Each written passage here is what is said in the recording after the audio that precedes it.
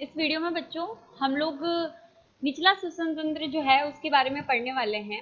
ऊपरी श्वसन तंत्र में हम लोग जो 3 पार्ट है उसके पढ़ चुके हैं। नासिका, नासिका में हम नासा गुहा के बारे में पढ़ चुके हैं। फिर ग्रसनी, ग्रसनी के बाद जो स्वर यंत्र होता है वो हम लोग देख चुके हैं। स्वर यंत्र जो होता है वो एक्चुअली किसके रूपांतरण से बनता है? श्वास नली के रूपांतरण से ही बनता है। पर श्वास नली से जो हम लोग नेक्स्ट स्ट्रक्चर जो हमारा या नेक्स्ट पार्ट हम श्वसन तंत्र का वो शुरू कर देते हैं, वो हमारा निचला श्वसन तंत्र है। तो निचला श्वसन तंत्र के अंदर 2 भाग हम लोग पढ़ने वाले हैं श्वसन तंत्र के। पहला होता है श्वास नली और दूसरा होता है फेफड़े। ठीक है, यहाँ से आपको सीधा क्वेश्चन आ सकता है कि श्वास नली का विभाजन बताइए। बहुत इंपॉर्टेंट है, ध्यान रखना। तो ये डायग्राम जो आपको साइड में दिख रहा है वो, और आपको इसका जो डिवाइडेशन है वो आपको बताना पड़ सकता है। पर्टिकुलर एक क्वेश्चन आ सकता है आपको। तो देखो, सबसे पहले है हम लोग बात करते हैं निचले श्वसन तंत्र में श्वास नली जो इसका पार्ट है उसके बारे में। तो श्वास नली एक अपारदर्शक 20 सेंटीमीटर लोब जो है वो एक संरचना होती है पाइप के समान। इस तरीके से पाइप के समान ये जो आप देख रहे हो ये संरचना है। अब इसके अंदर जो है वो स्तंभाकार इस तरह से कोशिकाएं पाई जाती है और उनपे हेयर्स होते हैं। क्या होते हैं? बाल पाए जाते हैं।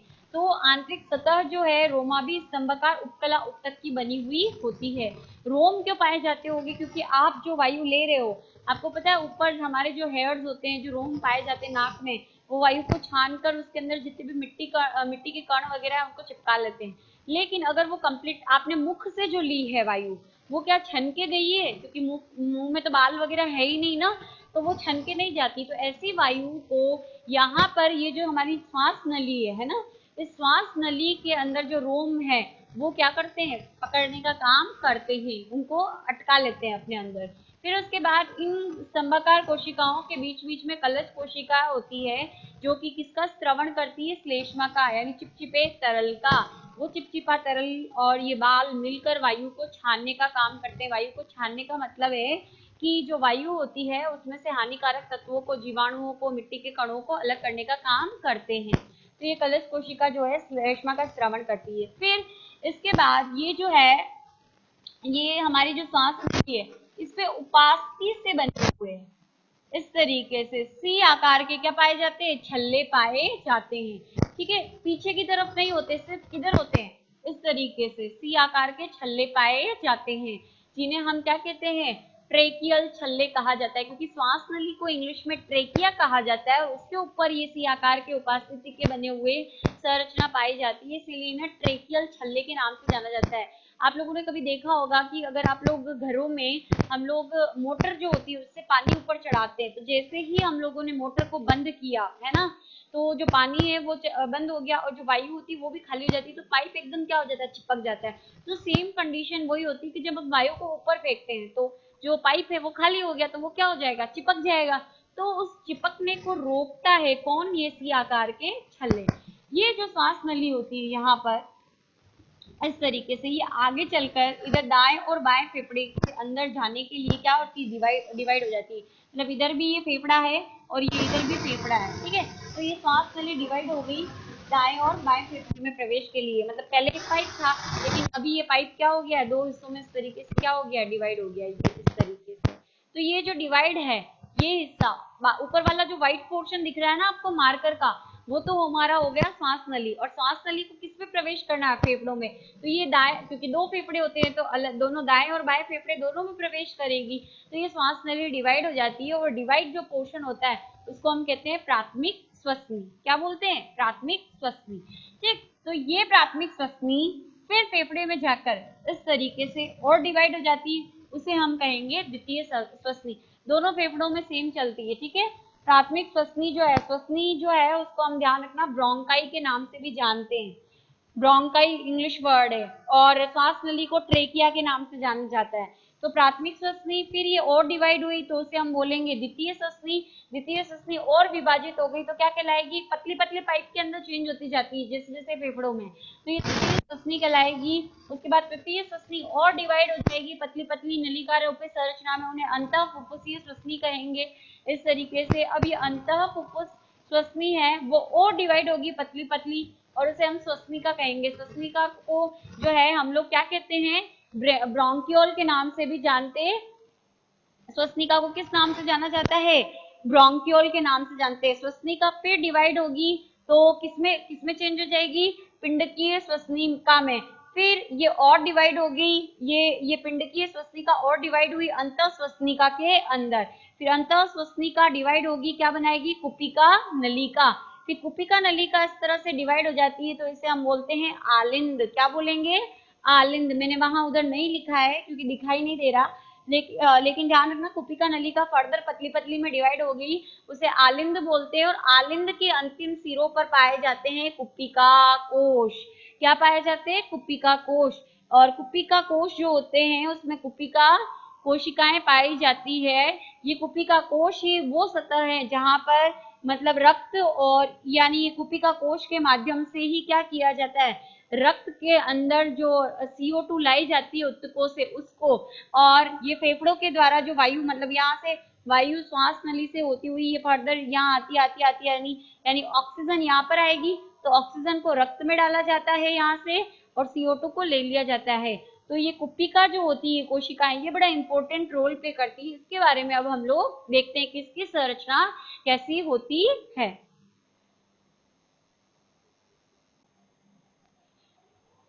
अभी बच्चों हम लोगों ने क्या देखा है कि श्वास नली जो है वो कैसे विभाजित होती है। तो श्वास नली जो है वो फेफड़ों में जाने से पहले प्राथमिक श्वसनी और द्वितीय प्राथमिक श्वसनी में डिवाइड होती है, दाईं और बाईं। फिर द्वितीय श्वसनी फेफड़ों के अंदर जाने के बाद फिर ये द्वितीय श्वसनी तृतीय श्वसनी में, फिर तृतीय श्वसनी अंतः फुफ्फुसीय श्वसनी में, फिर अंतः फुफ्फुसीय श्वसनी श्वसनिका में, फिर डिवाइड होती है पिंडकीय श्वसनिका में, फिर अंतः श्वसनिका में, फिर श्वसन श्वसनिका में। और श्वसन श्वसनिका जो है वो कुपिका नलिका में डिवाइड होती है। और कुपिका नलिका जो है वो और फर्दर डिवाइड होकर आलिंद के अंदर डिवाइड होती है, आलिंद नलिकाओं में। और इसके आगे जो है आलिंद के अग्र सिरे पर क्या लगे रहते हैं, कुपिका कोश। उन कुपिका कोश के अंदर क्या पाई जाती है, जो कुपिका कोशिकाएं होती हैं वो पाई जाती है। तो अब इस कुपिका कोश की हम लोग संरचना ले रहे हैं कैसी होती है। देखो ये सपोज हमारी क्या है, ये इस तरीके से, ये तो हमारी हो गई कुपिका नलिका। कुपिका नलिका वापस किस में डिवाइड होती है बेटा, आलिंद में। इनके अग्र सिरे पर क्या लगे रहते हैं, कुपिका कोश। ठीक है, तो यह वायु जो है यहाँ से प्रवेश करके इधर आके मतलब कुपिका तक पहुंच के कहाँ जा रही है, इस गुहा के अंदर यानी कुपिका गुहा के अंदर प्रवेश कर रही है। अब यहाँ पर इस गुहा के चारों ओर कुपिका कोशिकाएं क्या करती है, परतें बनाती है।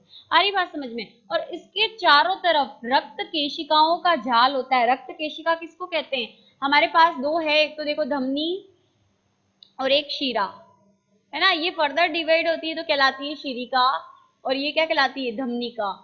अब ये और पतली हो जाती है, सॉरी इधर दिख नहीं रहा आपको, धमनी डिवाइड होकर क्या कहलाएगी, और पतली हो जाएगी तो धमनिका। शिरा क्या कहलाएगा, शिरिका कहलाएगी। जब ये और भी पतली हो जाती है तो इनको जोड़ने का काम करती है कौन, केशिकाएं। तो यहाँ पर ये जो आपको दिख रहा है कुपिका कोश, इसके चारों ओर जो कोशिकाओं का समूह आ गया, इसके चारों ओर केशिकाओं का क्या होता है, जाल होता है। यानी पतली पतली नलिकाकार रूपी संरचना होती है जिसमें रक्त होता है ना। तो इसके अंदर इधर से जब आएगा तो इससे शिरिका जुड़ी हुई होती है। अब शिरिका कौन सा लाती है, रक्त। शिरिका जुड़ी होती है और धमनिका जुड़ी होती है, इसको मैं फर्दर आपको पढ़ाऊंगी। लेकिन अभी आप इतना ही ध्यान रखो क्योंकि इसकी आपको स्ट्रक्चर समझनी है। तो ये चीज ध्यान रखना कि ये जो कुपिका कोश है इसके बाहर जो है वो केशिका, रक्त केशिकाओं का क्या पाया जाता है, जाल, जिसके अंदर ब्लड क्या होता है, उपस्थित होता है। और ये ब्लड ही कहाँ से आता है, उत्तकों से जो CO2 है उसको लेकर आता है। यानी आएगा तब तो क्या होगा, CO2 युक्त रक्त आएगा और जाएगा जब कैसा होगा, O2 युक्त, क्योंकि यहाँ बीच में क्या कर दिया जाएगा, ऑक्सीजन तो ले ली जाएगी और CO2 क्या कर दी जाएगी, दे दी जाएगी। तो अभी हम लोग देखते हैं कुपिका की संरचना कैसी होती है। तो ये देखो यहाँ पर देखो कि कुपिका जो है वो फेफड़ों की संरचनात्मक और कार्यात्मक इकाई कहलाती है, क्योंकि फेफड़ों का जो निर्माण होता है उसके अंदर इन कुपिका कोशिकाओं का बड़ा इंपॉर्टेंट रोल होता है, क्योंकि फेफड़ों के अंदर लगभग 60 करोड़ के, मनुष्य के फेफड़ों में 60 करोड़ के लगभग क्या होती है, कुपिकाएं जो है वो पाई जाती है, कुपिका कोशिकाएं पाई जाती है। तो इनकी संख्या ज्यादा होती है, इतनी ज्यादा है तो फेफड़ों का बड़ा जो निर्माण में इनका इंपॉर्टेंट रोल है। इसलिए संरचनात्मक, कार्यात्मक इसलिए क्योंकि इन्हीं के माध्यम से जो गैसों का आदान प्रदान, फेफड़ों का मुख्य काम क्या है, गैसों का आदान प्रदान करना। आदान प्रदान का मतलब यानी उत्तकों से आने वाली CO2 को ले लेना और ऑक्सीजन को दे देना, ताकि ग्लूकोज क्या हो जाए, टूट जाए, है ना। तो वो क्रिया जो होती है, इसीलिए इसको संरचनात्मक कार्यात्मक इकाई कहा जाता है। अब यहाँ पर ये जो कुपिका कोशिका होती है वो शल्की उपकला की बनी होती है। शल्की में कैसी होती है कोशिकाएं, चपटी होती है, तो उन्हें हम शल्की कहते हैं। तो शल्की उपकला कोशिकाओं का बना होता है। तो अब ये इसी संरचना को मैं बता रही हूँ, देखो कैसा है, ये कुपिका गुहा, ये गुहा जो मैंने बना रखी है ना, तो ये कुपिका गुहा हो गई और यहाँ पर इसके आलिंद पाए जाएंगे, ये वाला आलिंद जो है ना। अब इसके अंदर सबसे पहली जो मेम्ब्रेन होती है नीचे नीचे पतली सी, जो कोशिकाओं से बनती है, उसे हम बोलते हैं कुपिका उपकला। क्या बोलेंगे, कुपिका उपकला। फिर उसके बाद यहाँ पर आप कोशिकाओं से बनने वाली ये बड़ी बड़ी कोशिकाएं मैंने थोड़ी बनाई है ताकि आपको अलग से दिखे।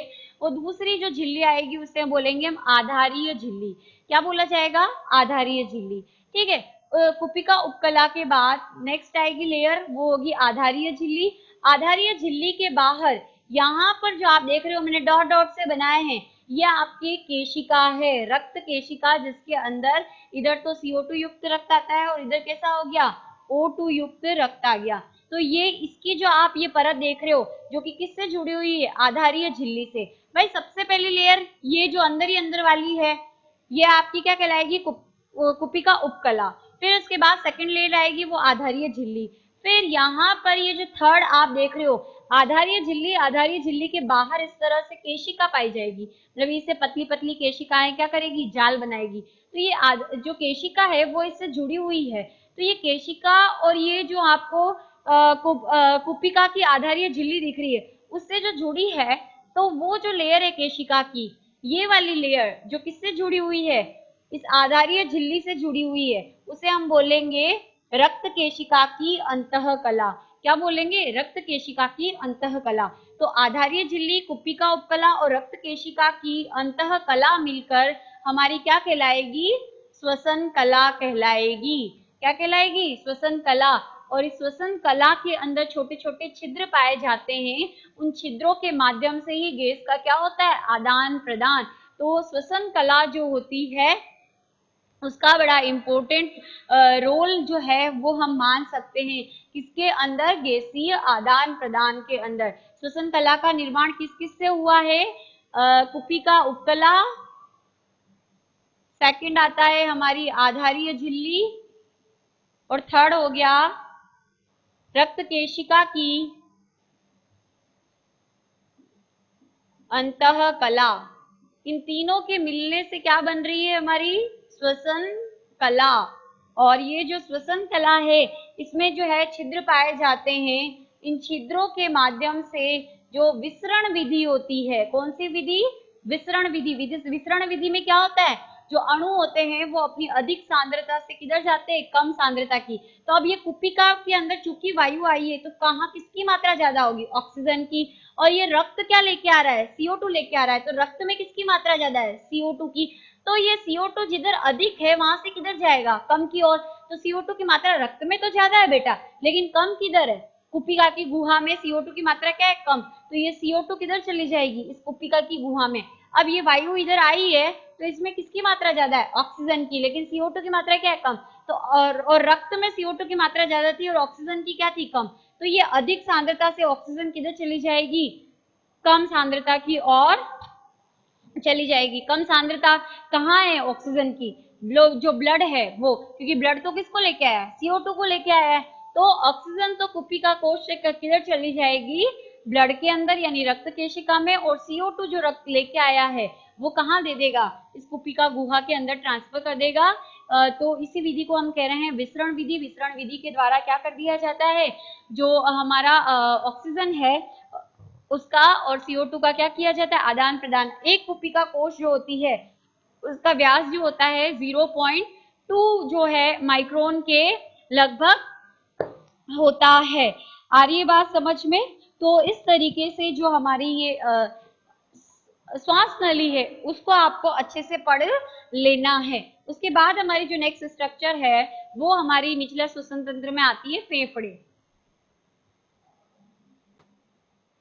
देखो अब हम लोग जो सेकंड स्ट्रक्चर पढ़ रहे हैं श्वास नली के बाद वो है हमारे फेफड़े, ठीक है। यानी निचला श्वसन तंत्र के दो पार्ट थे, पहला था श्वास नली जो अभी हम लोगों ने देखा, दूसरा आता है फेफड़े। हमारा जो श्वसन तंत्र होता है उसका मौलिक अंग कहलाता है, हल्के गुलाबी रंग के होते हैं, लचीले होते हैं, स्पंजी होते हैं और इसके अंदर क्योंकि बहुत सारी श्वसनी श्वसनिका जो कुपिका कोश और ये पाए जाते हैं तो एक सघन जाल जो है इनके अंदर पाया जाता है, ठीक है।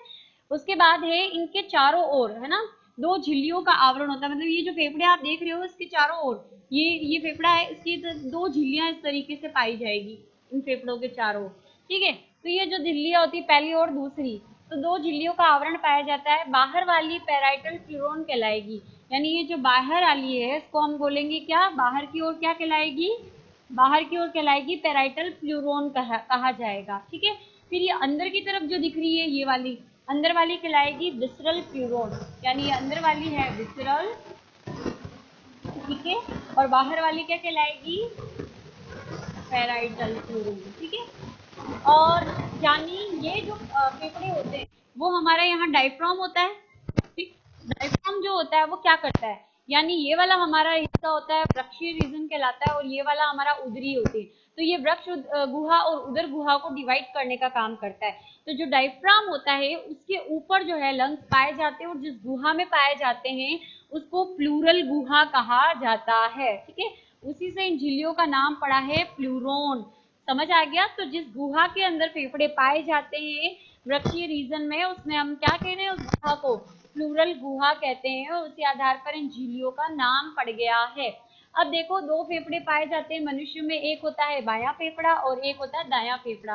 बायां फेफड़ा कंपैरिजन टू दायां कैसा होता है, दायां हमारा राइट हैंड होता है, ध्यान रखना, ठीक है। लेकिन मैं खड़ी रहूंगी तो मेरा चित्र ऐसे ही बनेगा, तो ये खड़े का चित्र है, तो इधर दायां बनाया मैंने, इधर बायां बनाया। जो बायां फेफड़ा होता है वो छोटा होता है, दायां फेफड़ा बड़ा और थोड़ा भारी होता है, किसके कंपैरिजन में, बाएं के में।